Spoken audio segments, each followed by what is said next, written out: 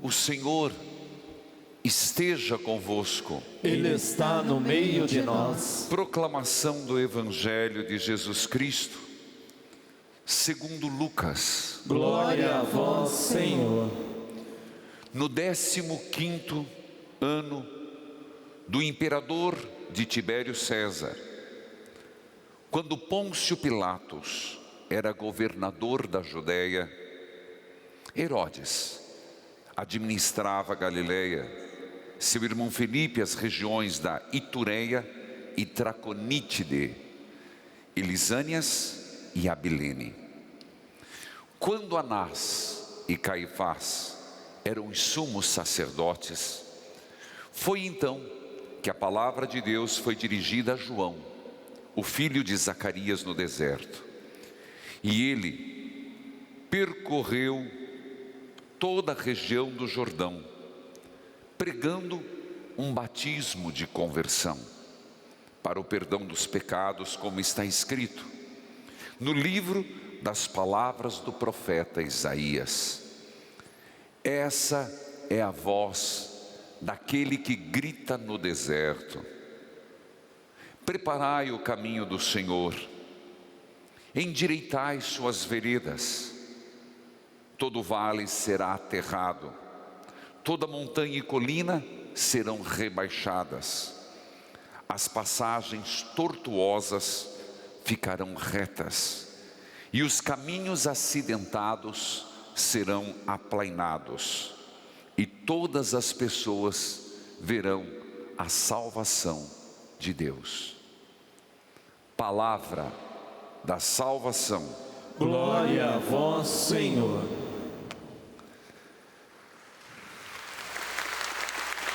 Que a palavra de Deus perdoe os nossos pecados. Amém.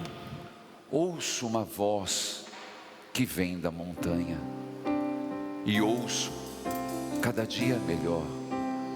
Ouço uma voz vindo da montanha, ouço cada dia melhor. Ouço uma voz vindo da montanha, e eis uma voz a clamar: preparai o caminho, preparai o caminho, preparai o caminho do Senhor.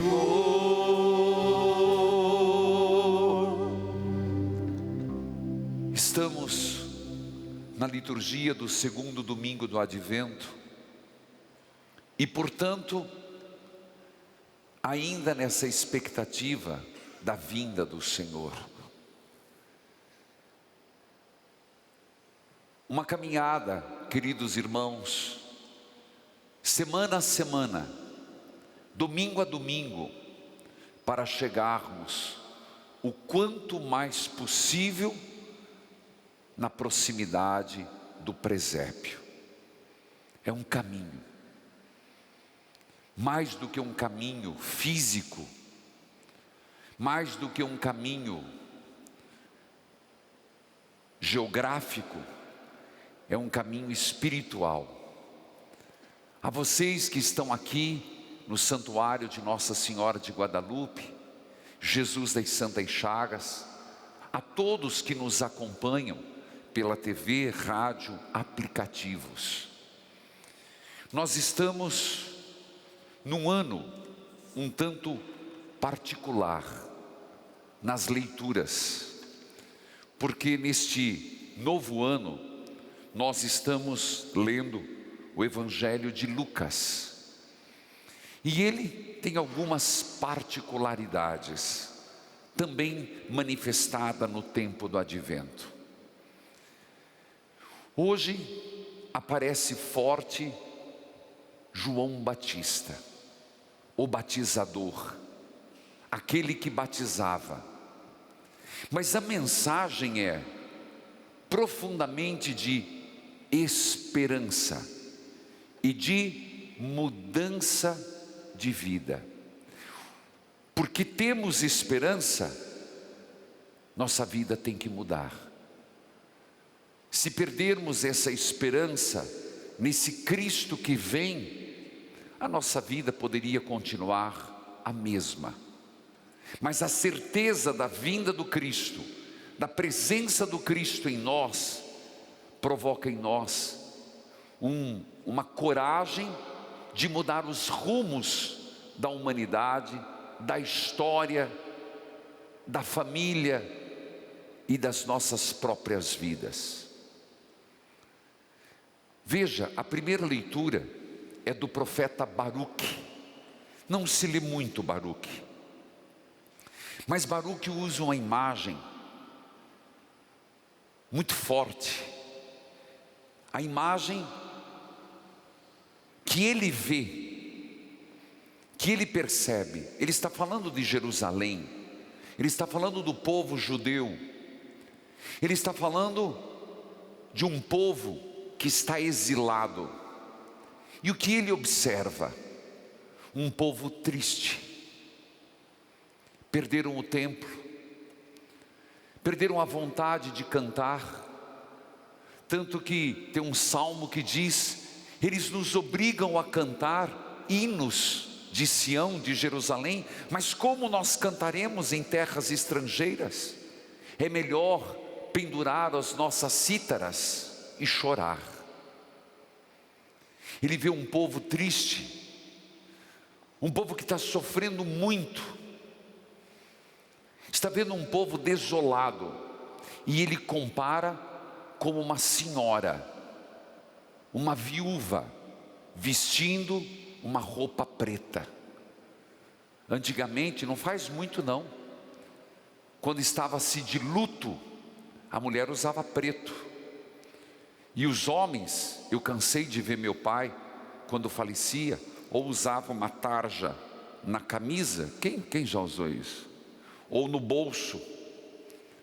Era um sinal, estamos de luto. Isso era forte no tempo, até hoje para o judeu. E ele vê Jerusalém, ou melhor, o povo judeu, como uma senhora de luto, sem vontade de viver, chorando, entristecido, um povo desanimado. E aí ele se levanta e diz: povo de Deus, vocês choram, vocês estão deprimidos, vocês estão desolados, exilados, mas é hora de trocar a veste de luto por uma veste de festa. E quem te dá essa veste de festa é o próprio Deus, porque Deus não os deixará nas mãos dos inimigos. Deus vai agir e vai tirá-los desta situação e levá-los de novo para a vossa terra. Essa é a mensagem. Baruque vem com uma mensagem de esperança. Troquem a veste, porque o Senhor vem trazer alegria. Meus irmãos, às vezes nós não estamos vestidos de luto por fora, mas nós estamos com a alma profundamente entristecida. Às vezes nós sorrimos externamente, com o coração enlutado profundamente. Mas é exatamente nessa circunstância que a palavra de Deus hoje ganha força. Alegre-se em Deus. Não deixe essa veste de luto fazer com que perca a esperança. E não é isso que disse o Salmo? Como o Salmo diz: o maravilhas fez conosco o Senhor. E cada um é chamado a perceber, inclusive, uma das mais lindas dos estribilhos é o quarto: chorando de tristeza sairão chorando, espalhando as sementes, mas voltarão cantando, carregando os feixes da colheita, porque Deus prometeu, Deus cumpre. Portanto, essa primeira leitura, ela nos abre a compreensão do Evangelho. Essa mensagem de esperança, essa mensagem que Deus nos convida a vestir uma nova veste. Pois, que veste é essa? Que veste de alegria?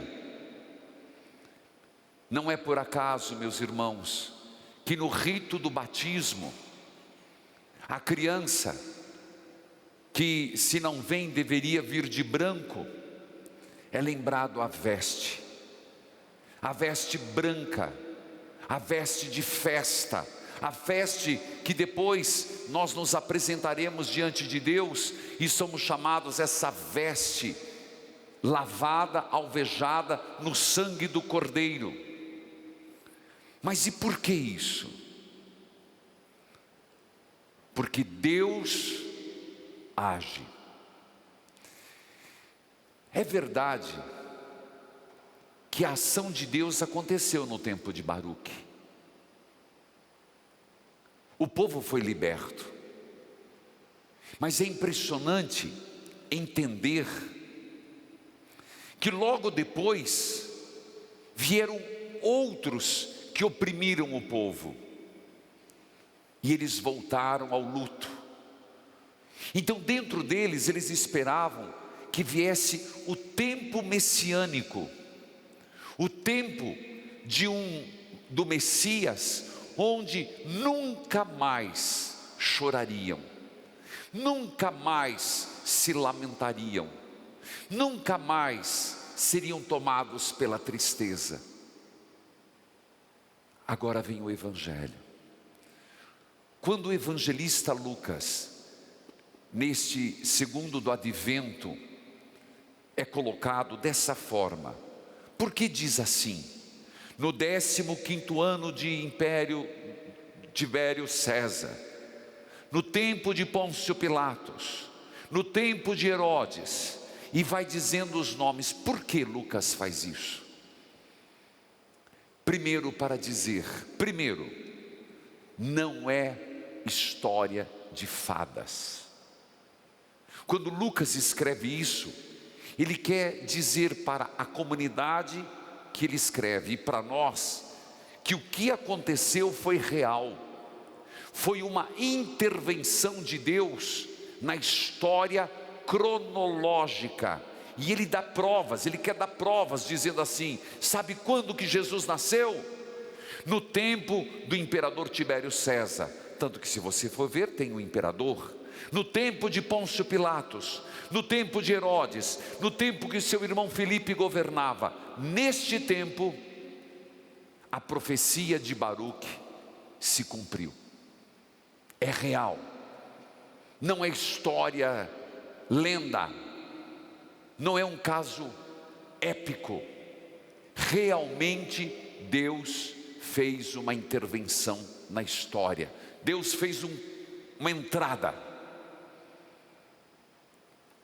Esse é o objetivo primeiro de Lucas. Segundo, para mostrar que não só para a primeira chegada de Jesus no presépio, mas que nós temos uma missão, a de trocar a veste. E trocar a veste significa conversão, deixar o luto, para trocar a veste da esperança. Nós somos chamados a abraçar essa nova vida em Cristo e trabalhar para que todos, como diz no final, todas as pessoas recebam a salvação do Senhor. De que forma, Padre? Está na boca de João Batista.